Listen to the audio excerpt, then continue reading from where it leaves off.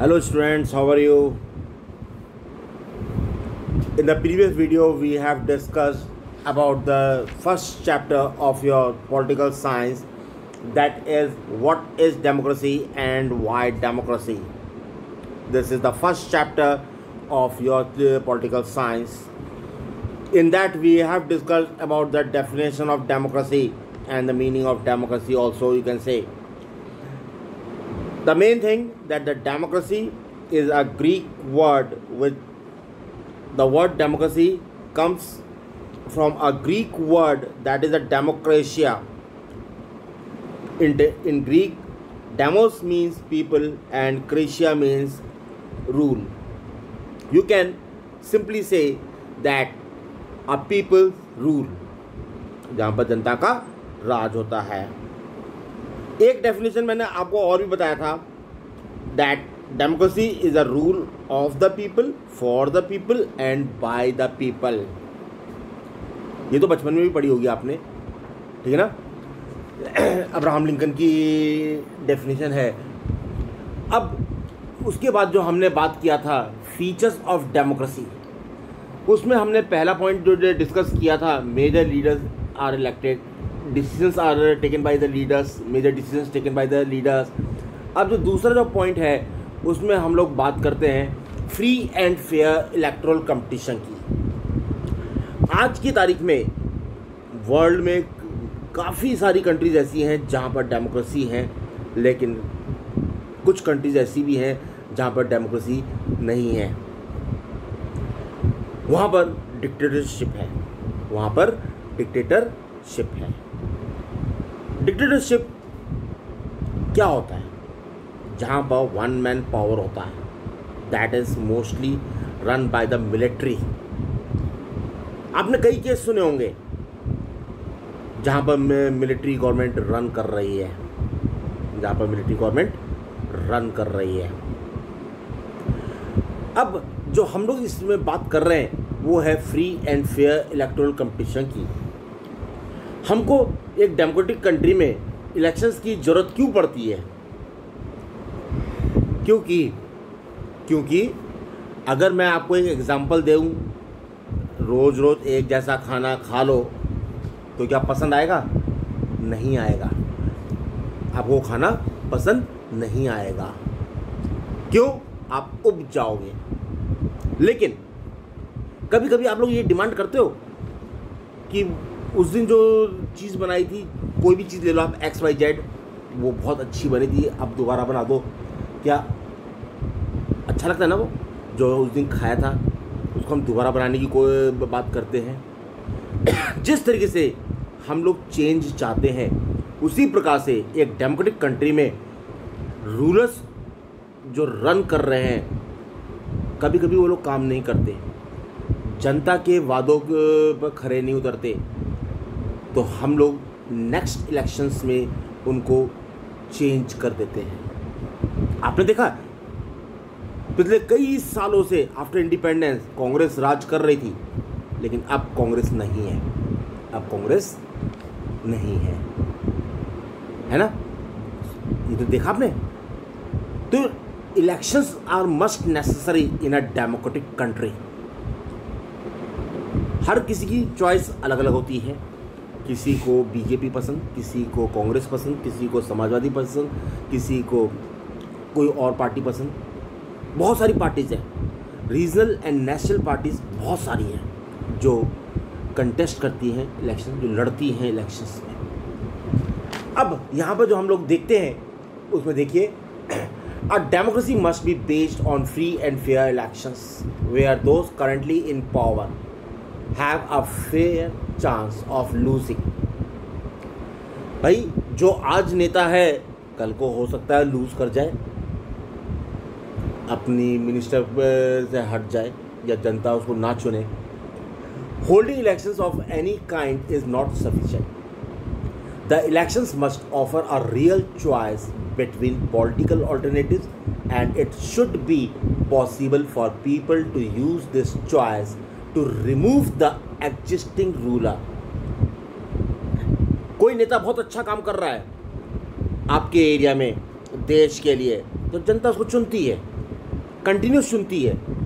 कई बार आपने देखा होगा कोई नेता लगातार जीत रहा है, 15 साल से हो गए उसको, लगातार 3 बार जीत चुका, 5-5 साल का पीरियड होता है।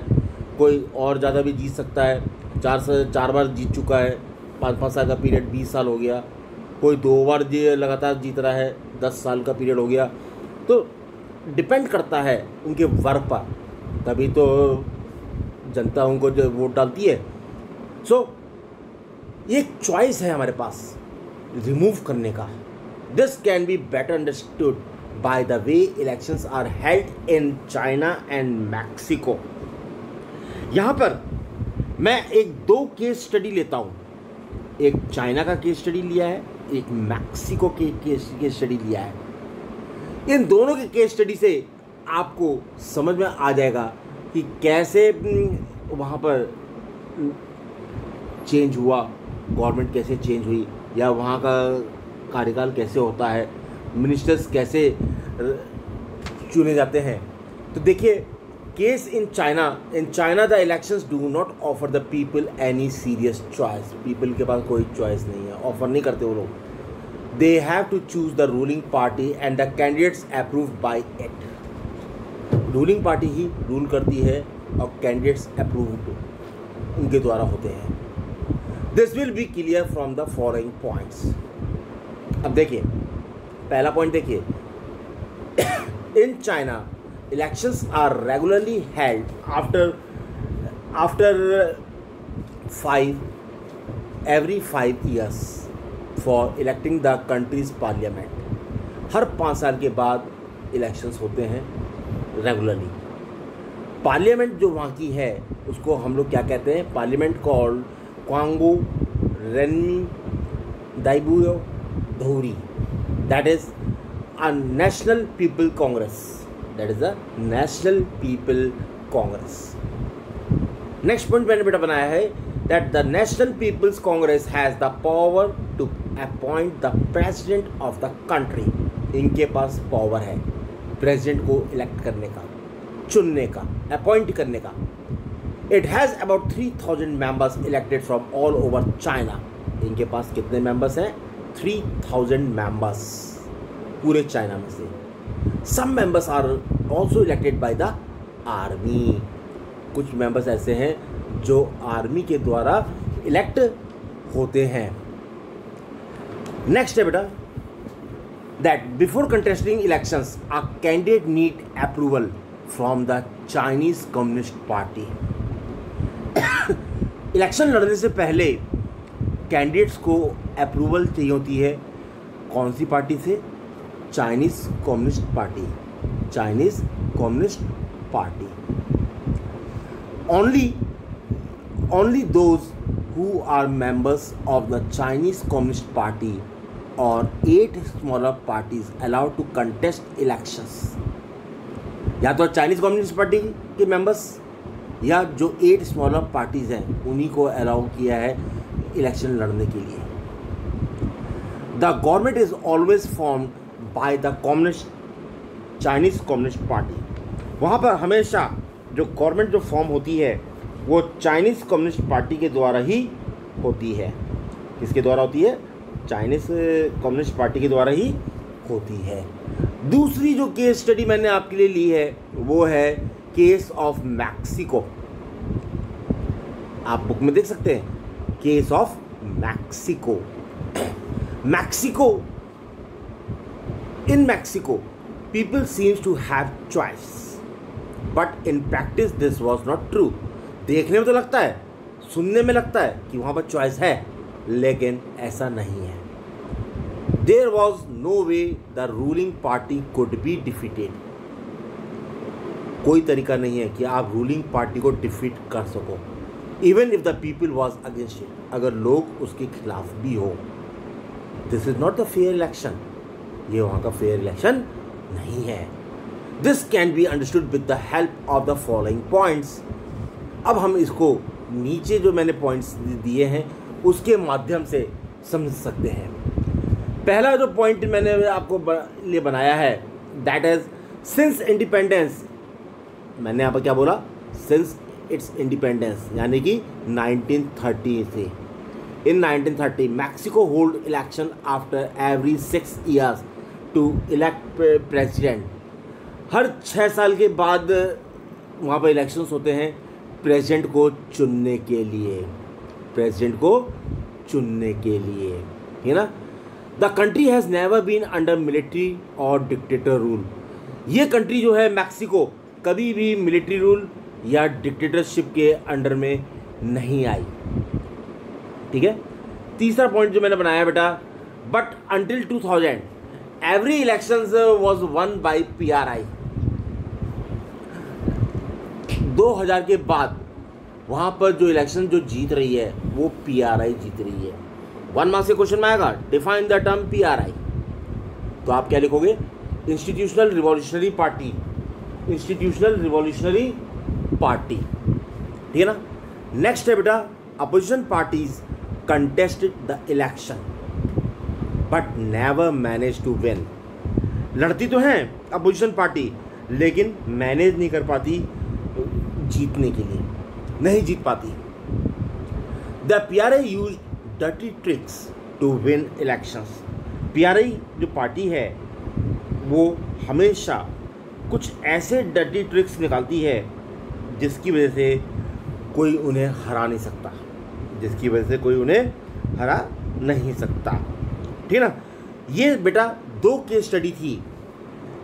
आपकी बुक में तीसरी केस स्टडी भी और दे रखी है पाकिस्तान की। आपको याद होगा कारगिल वॉर, कारगिल वॉर आपने सुना भी होगा 1999 में।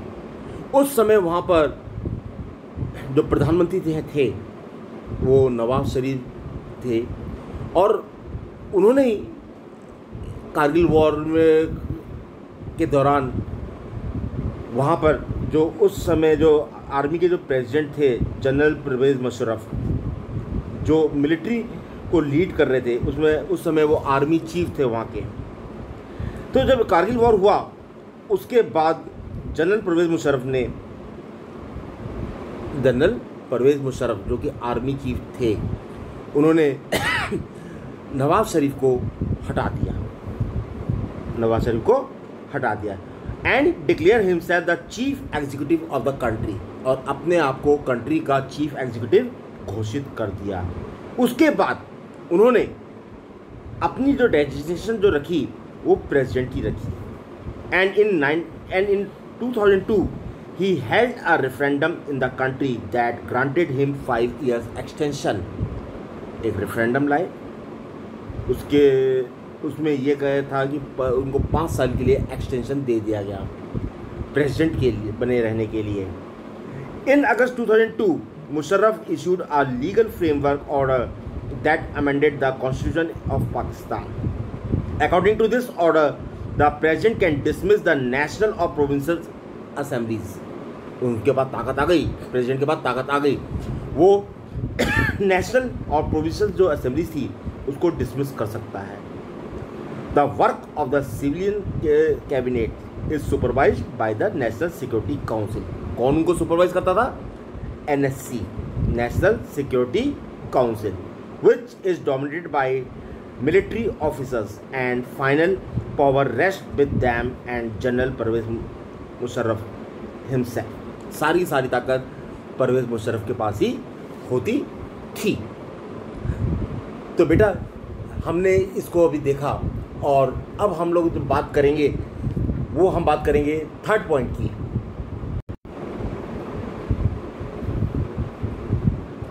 तो बेटा अब जो 3rd वाला है हमारे पास है, that is the 1 person 1 vote and 1 value. यानी कि इलेक्शंस के लिए ज़रूरी होता है एक व्यक्ति 1 वोट और उसकी कीमत। अच्छा एक बात बताओ, इलेक्शंस जब भी होते हैं उस दिन छुट्टी होती है ना। आपने कभी देखा है कि कई बार लोग कहते हैं अरे मेरे 1 के वोट डालने से कोई फ़र्क पड़ता है? सुना कभी ऐसा? कभी कहते हैं खाली मेरे 1 के वोट डालने से क्या कोई फ़र्क पड़ जाएगा? बिल्कुल पड़ जाएगा। बूंद बूंद से घड़ा भरता है, पुरानी कहावत है ना, बूंद बूंद से घड़ा भरता है, ठीक है ना। फैक्ट है। अगर हर कोई ये सोचेगा कि मैं अगर एक वोट नहीं डालूंगा तो क्या फ़र्क पड़ने वाला, तो वोट डालेगा कौन? वोट कौन डालेगा? हम भारत के नागरिक हैं, हमारा कर्तव्य है कि हमको वोट डालना है, अपने अधिकार का यूज़ करना है, अपने अधिकार का यूज़ करना है। बात समझ आई? हाँ, अब बेटा इसमें जो मैंने आपके लिए लिखा है जरा देखिए कि in a democracy each adult citizens must have one vote and each vote must have one value. कीमत, वैल्यू का मतलब कीमत। Democracy is based on the fundamental principle of political equality and it has been adopted by a number of countries, but in some countries this principle is not followed। तो बेटा यहाँ पर जो मैंने बात की है उसमें उसको दूसरे रूप में बताऊंगा, that the struggle for democracy was linked to the demand for universal adult franchise, ठीक है ना, यूनिवर्सल एडल्ट फ्रेंचाइज। अब देखिए जो पॉइंट नीचे है उसमें जो मैंने पॉइंट बनाया है वो है that in Saudi Arabia womens do not have the right to vote. Saudi Arabia में वुमेन्स को कोई राइट नहीं है वोट डालने का। Estonia has made its citizenship rules in such a way that people belonging to Russian minority find it difficult to get the right to vote। उसने एक ऐसा सिटीजनशिप का जो रूल बनाया है कि जितने भी रशियन माइनॉरिटी के जो लोग हैं उनको बड़ा मुश्किल होता है वोट डालना। नेक्स्ट है बेटा that in Fiji the electoral system is such that the vote of an indigenous Fiji has more value than that of Indian Fijian। Fiji में जो इलेक्टोरल सिस्टम है वो इस टाइप का है कि जो वहाँ के जो लोग हैं उनकी तो वैल्यू ज़्यादा है और जो इंडियन फिजियन है उनकी वैल्यू कम है। So democracy is based on fundamental principle of political equality. ये मैंने अभी आपको शुरू में कहा। तो ये आपका क्या था? थर्ड फीचर है। ये आपका क्या है? थर्ड फीचर है, ठीक है ना। अब तक आपने 3 पॉइंट देखे। अब जो चौथा पॉइंट जो हम पढ़ेंगे वो है rule of law and respect for rights. चौथा पॉइंट क्या है आपका? Rule for law and respect for rights. Rule of law and respect for rights. अब ध्यान से देखिए, यहाँ पर हम लोगों ने जो बात किया उसमें हम कर रहे हैं कि a democratic government rules with in it limits set by the constitutional law and citizens right. जो भी संवैधानिक जो रूल्स हैं, जो गवर्नमेंट जो जिसके अंतर्गत काम करती है, जो हमको कॉन्स्टिट्यूशन प्रोवाइड करता है ना, it should follow sufficient room for normal political activity in the period before elections. In the period before elections. Also, a democratic government should ensure that the basic rights if its citizens are protected with the help of an independent judiciary. आपको मालूम है कि भारत में 3 हैं, executive, legislative and judiciary. Judiciary हमारी independent है। Judiciary क्या है? हमारी इंडिपेंडेंट है, इंस्टीट्यूशन है। So the government officers also have certain rights and responsibilities assigned by the constitution of law. जितने भी गवर्नमेंट ऑफिसर्स हैं, यानी कि मिनिस्टर्स हैं या जो भी गवर्नमेंट ऑफिसर्स हैं जो ऑफिस में वर्क कर रहे हैं, उनके पास कुछ ऐसे राइट्स एंड रिस्पॉन्सिबिलिटीज़ हैं जो संविधान ने उनको दिए हैं निभाने के लिए, अपनाने के लिए, मानने के लिए, करने के लिए, आप कह सकते हो। The following examples of Zimbabwe shows that popular approval of rulers is necessary in democracy, but it is not sufficient. यहाँ पर जो हम बात करते हैं एग्जाम्पल की, उसमें जिम्बाब्वे ले रहे हैं हम लोग। क्या ले रहे हैं? जिम्बाब्वे। ठीक है ना। तो अब हम लोग देखते हैं नेक्स्ट पॉइंट में कि वहाँ पर जिम्बाब्वे में क्या है। Zimbabwe attend the independence of from white minority rule in 1980। Zimbabwe ने वाइट जो रूल था उससे इंडिपेंडेंस कब मिली इनको? 1980 में। The country has been ruled by ZANU PF. ये अंडरलाइन कर लेना, इसको लिख लीजिएगा ध्यान से, जानू पीएफ। ठीक है ना। 1 मार्क्स के क्वेश्चन में अक्सर पूछा जाता है ये वाला part. The party that led the freedom struggle. ये एक ऐसी पार्टी थी जिसने फ्रीडम स्ट्रगल के लिए काम किया। फ्रीडम स्ट्रगल के लिए काम किया। अच्छा, अब ये पार्टी की बात तो हो गई, अब इसका लीडर कौन था? इनका लीडर था रॉबर्ट मुगाबे। जब से कंट्री आज़ाद हुई तब से इनका लीडर कौन था? Robert Mugabe. ठीक है ना। Its leader Robert Mugabe has been ruling the country since independence. ठीक है। अगला पॉइंट जो मैंने आपके लिए बनाया है, that is the elections have been held regularly and always won by ZANU PF. Elections तो रेगुलरली होते हैं लेकिन जीतता कौन है? ZANU PF. President Mugabe is popular but also use unfair practices in elections. जो प्रेसिडेंट है रॉबर्ट मुगाबे, वो पॉपुलर तो है लोगों के बीच में, लेकिन कुछ गलत तरीके यूज़ करता है इलेक्शंस में। Opposition party workers are harassed and their meeting disturbed. जितने भी अपोजिशन पार्टी के जो लोग हैं उनको हरेस किया जाता है और उनकी मीटिंग्स को डिस्टर्ब किया जाता है। उनकी मीटिंग्स को डिस्टर्ब किया जाता है, बाधा पहुंचाई जाती है। Laws limit the right to criticise the government. ऐसा कानून है कि गवर्नमेंट को आप क्रिटिसाइज़ नहीं कर सकते, गवर्नमेंट की आप आलोचना नहीं कर सकते। Over the years Mugabe government has change the constitution several times. कई बार मुगाबे जो प्रेसिडेंट हैं उन्होंने उसको चेंज किया, कॉन्स्टिट्यूशन को चेंज किया to increase the power of president and make him less accountable. अपनी पावर को बढ़ाया, अपने आप को ज़्यादा ताकतवर बनाया और जनता के प्रति जवाबदेही कम हो। जनता के प्रति जवाबदेही कम हो। Television and radio are controlled by government and give only the ruling party version. जितने भी टेलीविज़न वहाँ पर चलते हैं या रेडियो चलते हैं वो जनता की तारीफ़ करते हैं। रूलिंग पार्टी उनको रूल कर रही है, जैसा वो चाहेंगे वैसा वो दिखाएंगे, वैसा वो बोलेंगे। ठीक है ना। There are independent newspaper but the government harasses those journalist who go against it. वहाँ पर न्यूज़पेपर जो हैं इंडिपेंडेंट तो हैं, लेकिन गवर्नमेंट उनको हरेस करती है, जर्नलिस्ट को जो उनके खिलाफ लिखता है या उनके खिलाफ बोलता है।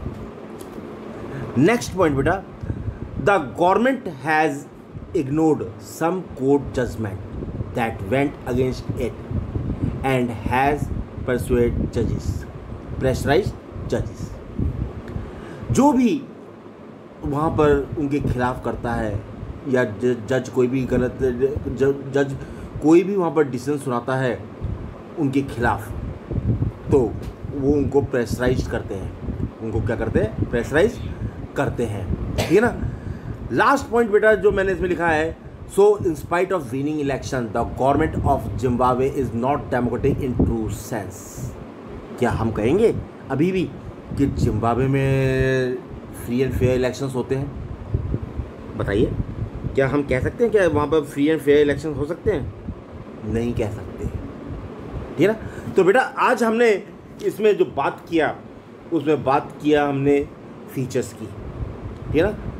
अब क्वेश्चन कैसे बन के आ सकता है, suggest a common features of democracy, question आ सकता है। दूसरा क्वेश्चन कैसे आएगा, name the political party of Mexico who won every elections till 2000। अभी मैंने आपको बताया कौन सी पार्टी थी मैक्सिको में जो अक्सर जीत जाया करती थी, अक्सर जीत जाया करती थी, ठीक है ना। अगला क्वेश्चन कैसे आ सकता है, suggest one instance of denial of equal rights in Estonia. अगला क्वेश्चन बेटा, do you think the rule of law and citizens right are respected in Zimbabwe. ये मैंने आज आपको 4 क्वेश्चन बताए हैं, सोचिए इसका आंसर क्या होगा, इसका आंसर क्या होगा, ठीक है ना। अगली स्लाइड में हम लोग इसके बारे में बात करेंगे, तब तक आप इसकी रीडिंग करिए, इसको देखिए ध्यान से, ठीक है, और इसको ध्यान से पढ़िए एक बार। Thank you.